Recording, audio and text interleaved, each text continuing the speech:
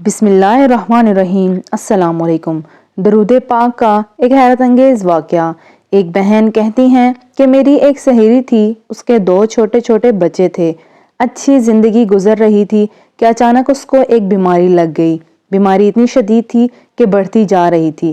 اس بیماری کو کینسر بھی کہہ سکتے ہیں، یہاں تک کہ اس کے سر کے بال بھی اترنے لگے تھے۔ وہ بہت زیادہ لاغر اور کمزور ہو چکی تھی۔ ڈاکٹر کو دکھایا، علاج چل رہا تھا، مگر امید کی کوئی کرن نظر نہیں آ رہی تھی۔ ایک دن حسب معمول چیک اپ کے لیے ڈاکٹر کے پاس گئی۔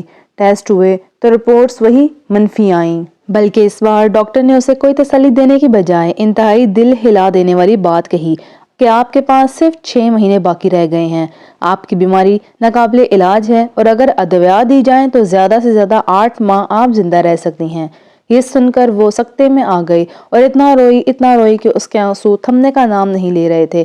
گھر آ کر اس نے مجھے فون کیا اور تمام بات بتائی، لیکن وہ فون پر بھی اتنا رو رہی تھی کہ مجھ سے بھی برداشت نہیں ہوا اور فون بند کرنے کے بعد میں سیدھا اس کے گھر پہنچ گئی۔ وہ مستقل اپنے بچوں کو دیکھ رہی تھی اور رو رہی تھی۔ میں نے اسے بہت تسلی دی۔ پھر روتے ہوئے اس نے مجھ سے پوچھا کہ تم پر کبھی مشکل وقت آیا ہو تو تم نے کیا کیا؟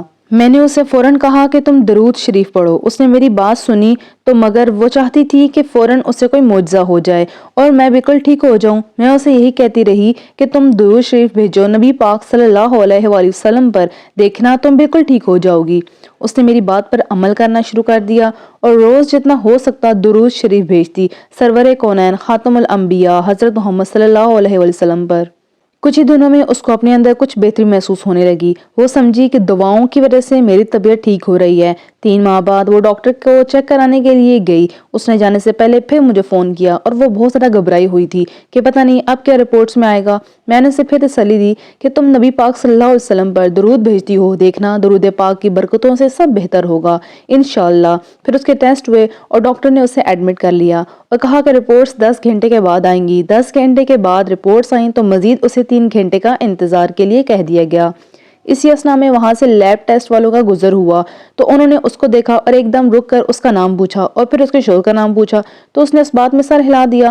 پھر وہ حیرت سے آپس میں سرگوشی میں کچھ کہنے لگے کہ یہ رپورٹس تو انہی کی ہیں اور اس سے کہا کہ آپ میرے ساتھ اندر ڈاکٹر کے پاس آئیں۔ وہ اندر گئی تو ڈاکٹر نے اس کی رپورٹس کی اسکیننگ کی اور اسے بغور دیکھنے لگا۔ پھر اس سے کہا کہ آپ اس طرف آ کر بیٹھیں۔ وہ ڈاکٹر کے قریب والی کرسی پر جا کر بیٹھ گئی۔ ڈاکٹر بہت غور سے اور حیرت زدہ ہو کر کبھی اس کو دیکھتا اور کبھی اس کی رپورٹس کو۔ پھر ڈاکٹر نے پوچھا کہ آپ کہیں اور سے بھی علاج کروا رہی ہیں؟ اس نے کہا نہیں، یہاں سے علاج ہو رہا ہے اور بس اسلام آباد میں ایک جگہ دکھایا تھا تو انہوں نے آپ کے پاس بھیج دیا۔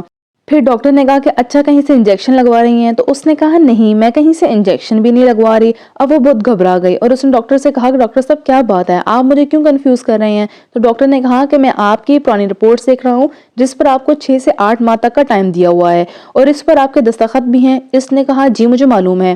پھر ڈاکٹر نے کہا کہ اب میں آپ کی نئی رپورٹس دیکھ رہا ہوں جس میں ہر چیز پازیٹیو آ رہی ہے، یعنی کہ اس بیماری کا کوئی وجود ہی نہیں ہے آپ میں۔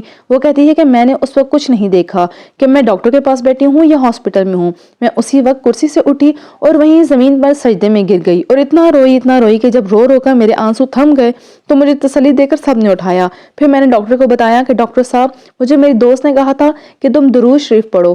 میں رات کو سونے سے پہلے 300 بار نبی پاک صلی اللہ علیہ وسلم پر درود بھیج کر سوتی تھی اور یہ سب درود کی برکتوں سے مجھے اس جان لیوا بیماری سے شفا ملی ہے۔ اب وہ الحمدللہ مکمل صحت یاب ہے، اسے کوئی تکلیف نہیں ہے، گھر کے کام باقاعدگی سے کرتی ہے اور بچوں کو بھی سنبھال رہی ہے جیسے اسے کوئی بیماری تھی ہی نہیں۔ ماشاءاللہ، ہمیں بھی درود شریف باقاعدگی سے پڑھنے کی توفیق ہو، آمین۔ اللہ حافظ۔